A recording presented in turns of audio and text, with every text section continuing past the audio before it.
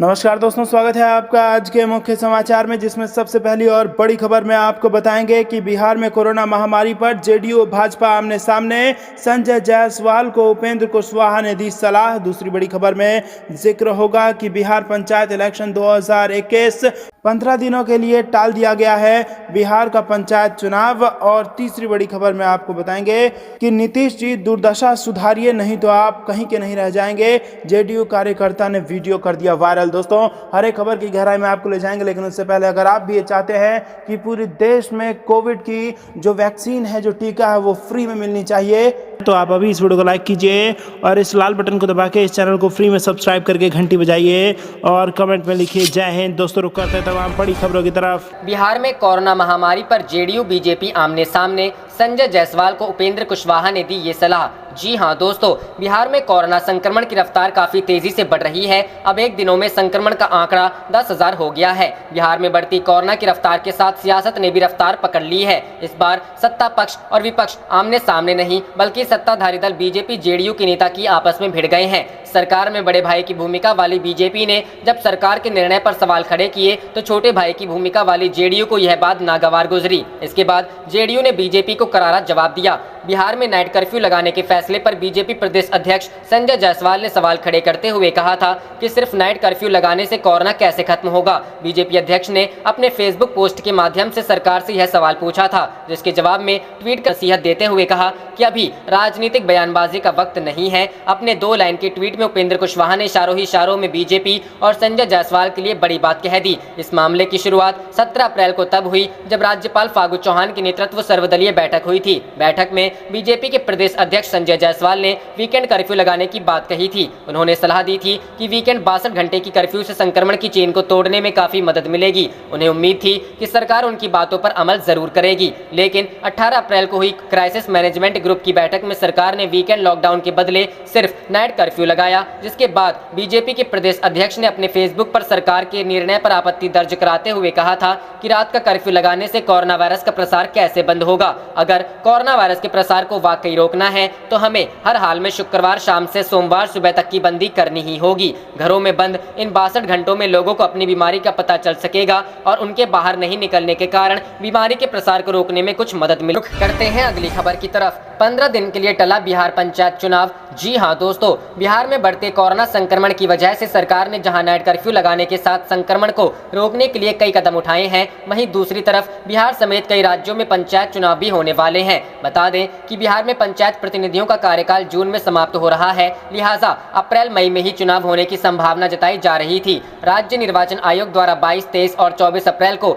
सुबह 11 से दोपहर 1 बजे तक अधिकारियों को पंचायत चुनाव के संबंधित ट्रेनिंग दिया जाना था। इसमें 22 को पटना, सारण और कोसी प्रमंडल, 23 तिरहुत, दरभंगा और पूर्णिया प्रमंडल और 24 को मगध, मुंगेर और भागलपुर प्रमंडल के अधिकारियों को ट्रेनिंग देने का कार्यक्रम तय किया गया था, लेकिन राज्य में बढ़ते कोरोना संक्रमण को देखते हुए राज्य निर्वाचन आयोग ने 22 अप्रैल से शुरू होने वाला प्रशिक्षण को भी स्थगित कर दिया है। यानी अब कोरोना संक्रमण के कहर की वजह से पंचायत चुनाव 15 दिनों के लिए टल गया है। बताया गया कि राज्य निर्वाचन आयोग के उप सचिव समेत अन्य कर्मी भी कोरोना संक्रमित हैं, लिहाजा राज्य निर्वाचन आयोग ने चुनाव स्थगन को लेकर आदेश जारी किया है। बता दें कि बिहार पंचायत चुनाव 2021 के लिए राज्य निर्वाचन आयोग द्वारा अप्रैल के अंत में अधिसूचना प्रस्ताव भेजने की कार्रवाई की जा रही थी, लेकिन देश के कई राज्यों के साथ बिहार में भी कोरोना संक्रमण ने आम लोगों के जीवन को अस्त व्यस्त कर दिया। लिहाजा आम लोगों को कोरोना संक्रमण से बचाने के लिए फिलहाल जिला प्रशासन और प्रशासनिक अधिकारी बचाव के कार्य में लगे हुए हैं। यह भी जानकारी दी गई है कि राज्य निर्वाचन आयोग के साथ कई विभाग और अन्य क्षेत्रीय कार्यालय के पदाधिकारी और कर्मचारी भी कोरोना संक्रमित हो चुकी हैं। कोरोना के बढ़ते मामलों को देखते हुए राज्य निर्वाचन आयोग ने पंचायत चुनाव 2021 की अधिसूचना पर 15 दिन बाद की स्थितियों की समीक्षा करने के बाद कोई निर्णय लेने की बात कही है। रुख करते हैं अगली खबर की तरफ। नीतीश जी दुर्दशा सुधारिए, नहीं तो आप कहीं के नहीं रह जाएंगे। जेडीयू कार्यकर्ता का वीडियो वायरल। जी हां दोस्तों, बिहार के अस्पतालों का सच लगातार सामने आ रहा है। इस बार आईजीआईएमएस से मुख्यमंत्री नीतीश कुमार की पार्टी जनता दल यूनाइटेड के एक कार्यकर्ता ने वीडियो बनाया है। जेडीयू कार्यकर्ता बतौर मरीज गुस्से में बोलते हुए कह रहा है कि नीतीश जी, आपके अफसर आपको डुबा देंगे। अस्पताल की व्यवस्था सुधारिए, नहीं तो दुर्भाग्यपूर्ण होगा। दुर्दशा सुधारिए, नहीं तो आप कहीं के नहीं रह जाएंगे। वीडियो में जेडीयू कार्यकर्ता अवधेश लाल चीख कर बता रहे हैं कि 20 अप्रैल की सुबह 8:30 बजे से लेकर 10:30 बजे तक लाइन में लगे रहने के बावजूद RT-PCR जांच के लिए पर्चा नहीं बनाया गया। गुस्से में उन्होंने अपना फॉर्म और रुपया वापस ले लिया। अवधेश लाल ने कहा कि वह दरभंगा में जेडीयू जिला कार्यकारिणी के सदस्य हैं, मधुबनी में पड़ने वाली 20वीं विधानसभा के प्रभारी भी हैं, पार्टी के अति पिछड़ा प्रकोष्ठ में प्रदेश महासचिव रह चुके हैं। उन्होंने कहा कि पार्टी के कार्यकर्ता ट्रेनिंग कार्यक्रम में बताया जाता है कि सरकार की योजनाओं से लोगों को अवगत कराइए, किसी का काम नहीं हो रहा है तो डीएम एसपी से मिलकर करवाएं, लेकिन जब कार्यकर्ता की ही कोरोना जांच नहीं होती है तो हम दूसरे लोगों की क्या मदद करेंगे, किस मुंह से सरकार के बारे में बताएंगे। गुस्से में अवधेश कहते हैं कि नीतीश जी के हाथ से सत्ता निकल गई है, जो बची कुची है वह भी निकल जाएगी। अवधेश ने बताया कि उन्हें कुछ दिनों से फीवर, खांसी और सर्दी है, इसलिए RT-PCR के लिए IGIMS आए। यहाँ 2 घंटे लाइन लगाने के बाद लौटना पड़ा। हेल्थ सिस्टम का सच मुख्यमंत्री को बताने के लिए उन्होंने बहुत दुखी मन से यह वीडियो बनाया है। कहते हैं कि मुख्यमंत्री इस वीडियो को देखें और समय रहते अफसरशाही पर नकेल करते हैं अगली खबर की तरफ। बिहार फिर भड़के तेजस्वी, कहा 5 केंद्रीय मंत्रियों को मांगनी चाहिए माफी। जी हां दोस्तों, बिहार में दिन ब दिन कोरोना के कारण हालात खराब होते जा रहे हैं। खराब स्वास्थ्य व्यवस्था के चलते कोरोना मरीजों को बहुत सी परेशानियों का सामना करना पड़ रहा है, जिसे लेकर नेता प्रतिपक्ष तेजस्वी यादव ने बिहार की नीतीश सरकार पर एक बार फिर निशाना साधा है। मंगलवार को तेजस्वी यादव ने ट्वीट किया कि बिहार के 40 में से 39 एनडीए सांसदों और 5 केंद्रीय मंत्रियों को नाक रगड़कर बिहार वासियों से माफी मांगनी चाहिए कि संकट की घड़ी में वो जनता के किसी काम नहीं आ सकते।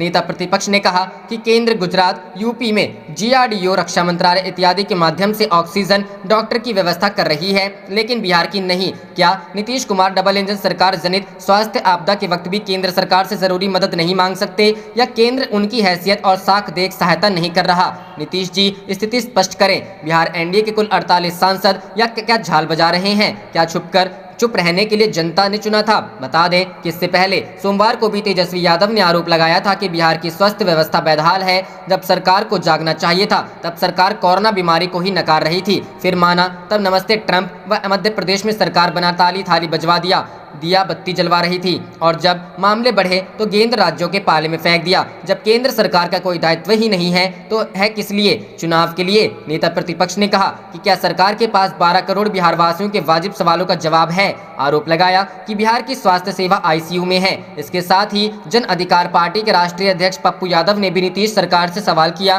कि एम्स में निदेशक कह चुके हैं कि रेमडेसिविर दवा कोरोना का इलाज नहीं है, फिर इस पर बैन क्यों नहीं लग रहा? गलत जानकारी के कारण लोग 20 से 30,000 रुपए देकर इस दवा को खरीद रहे हैं। इस दवा पर सरकार को रोक लगानी चाहिए। रुख करते हैं अगली खबर की तरफ। बिहार कांग्रेस अध्यक्ष बोले, मोदी जैसा प्रधानमंत्री आज तक नहीं हुआ। तेज प्रताप ने ली पीएम पर चुटकी। जी हां दोस्तों, देश का नाम प्रधानमंत्री नरेंद्र मोदी का संबोधन खत्म होने के बाद बिहार के नेताओं ने अलग अलग किस्म की राय दी। किसी ने पीएम की तारीफ की तो कोई आलोचना करते दिखा।